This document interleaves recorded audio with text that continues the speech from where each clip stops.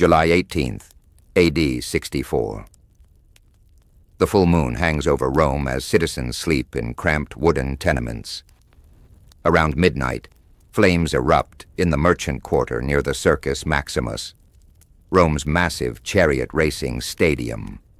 Fanned by summer winds, fire tears through narrow streets and timber-framed buildings. Panicked crowds flee in all directions. Children and elderly fall. Others die trying to save them.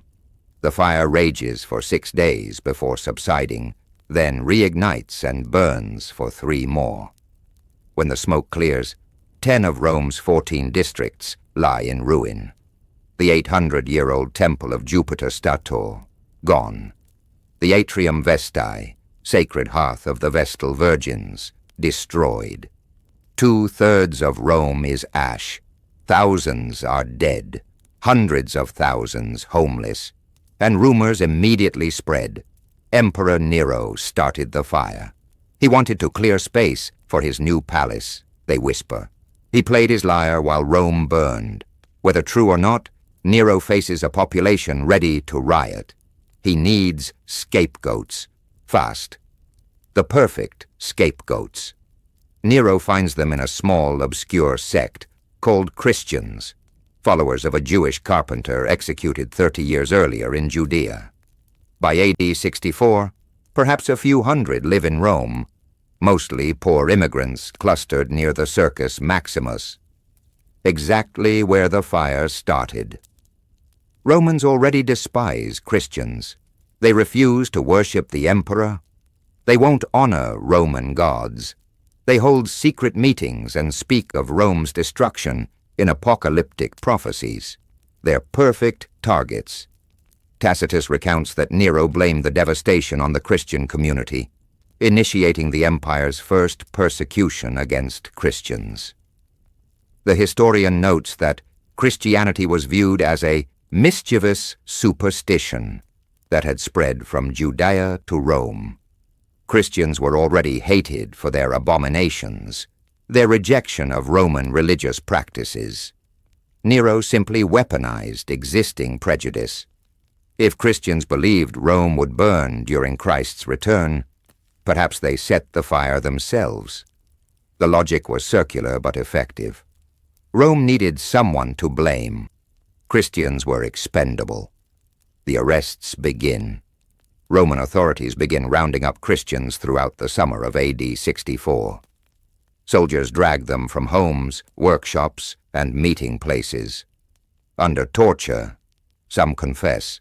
Whether to arson or simply to being Christian is unclear. Tacitus writes that once initial confessions were extracted, informants named others. An immense multitude were convicted. This is likely exaggeration. There couldn't have been thousands of Christians in Rome yet, but dozens, perhaps 100 or more. They fill prison cells, awaiting their fate. That fate would not be quick. Nero doesn't want simple executions.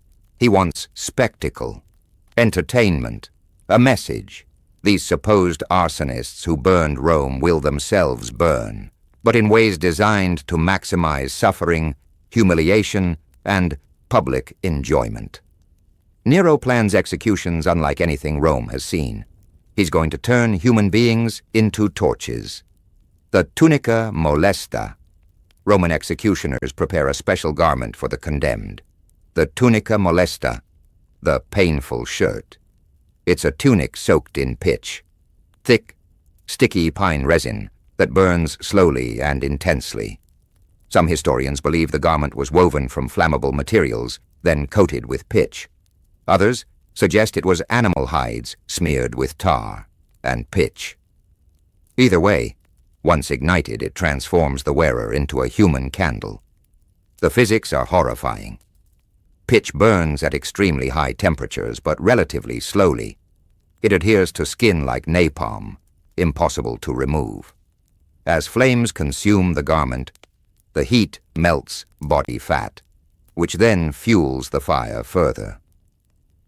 Victims don't die quickly from smoke inhalation like most burn victims.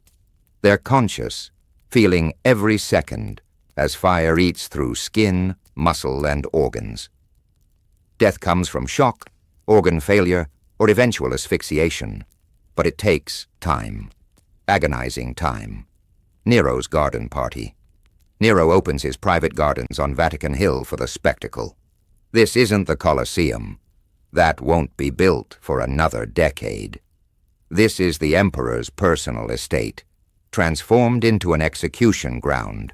Stakes are erected throughout the gardens. Christians are brought out, already dressed in their pitch-soaked tunics. They're tied to poles, standing upright. As evening approaches and darkness falls, executioners light the torches. Not with wood or oil lamps, with human beings. Christians were crucified or burned alive and used as human torches at night. Imagine the scene. Nero's manicured gardens illuminated not by oil lamps, but by dozens of burning people. Their screams echo through the night. The smell, burning flesh, melting fat, pitch smoke, chokes the air. And Nero, according to Tacitus, the emperor mingles with the crowd dressed as a charioteer, treating the executions as entertainment. Other tortures. The human torches are just one method. Nero varies his punishments to keep the crowds engaged. Some Christians are sewn into animal skins, bear or wild dog pelts, then released into the arena. Hunting dogs are set loose. The dogs, smelling animal scent, attack and tear the victims apart. This recreates the mythological death of Actaeon, a hunter devoured by his own dogs. Romans love their mythology made real. Others are crucified, but not in the quick Roman military style. These crucifixions are designed for mockery. Victims are positioned in humiliating poses. Some are crucified upside down. According to Christian tradition, the Apostle Peter dies this way, requesting inverted crucifixion because he feels unworthy to die like Christ. Whether true or legend, the point is clear. These aren't dignified executions. They're theatrical punishments designed to dehumanize and ridicule. The public response. Here's what Nero doesn't expect: sympathy. Even Romans who despise Christians begin feeling pity. Tacitus, no friend of Christianity, writes that despite the victims deserving exemplary punishment, people recognize they're not being destroyed for the public good, but to satisfy one man's cruelty. The executions are too much, too theatrical, too obviously motivated by Nero's need to deflect blame rather than actual justice. The Christian community is devastated but not destroyed. Survivors go underground, meeting in secret. They collect the bodies of martyrs when possible, burying them in catacombs, underground burial complexes that will later become symbols of Christian resistance. The persecution creates something Nero didn't intend, a narrative of heroic martyrdom. These victims become the first Christian martyrs, their suffering transforming them from despised outsiders into symbols of faith under fire. Did Nero start the fire? Modern historians largely doubt Nero started the Great Fire. The evidence is weak, mostly hostile sources written decades later. Nero was 35 miles away in Antium when the fire started. He rushed back to organize relief efforts. He opened his estates to refugees. He provided food at reduced prices. He implemented new building codes to prevent future fires, requiring stone construction, wider streets, and fire-resistant materials.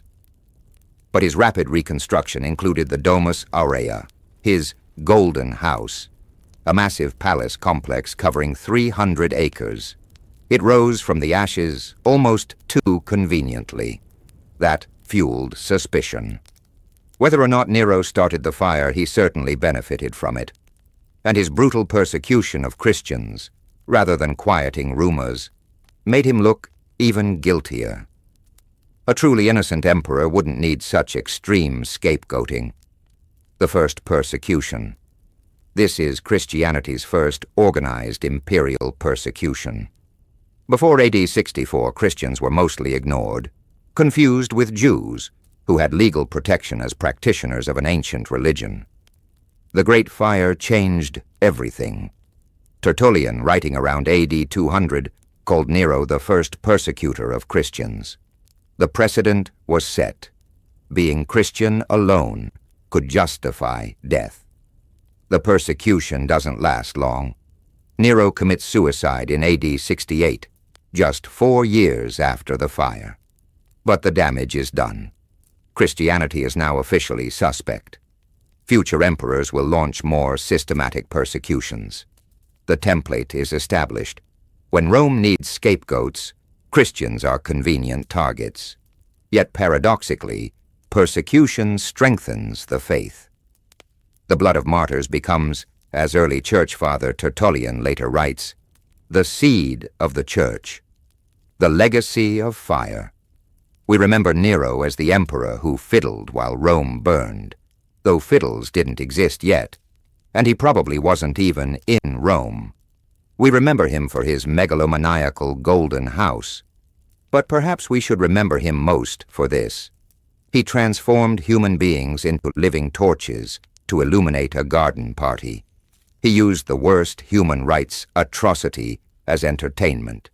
He turned torture into theater. The human torches of AD 64 remind us that scapegoating kills, that blaming minorities for societal problems leads to atrocity, that leaders who deflect responsibility by targeting vulnerable populations are capable of unimaginable cruelty. Nero's Christians weren't guilty of arson.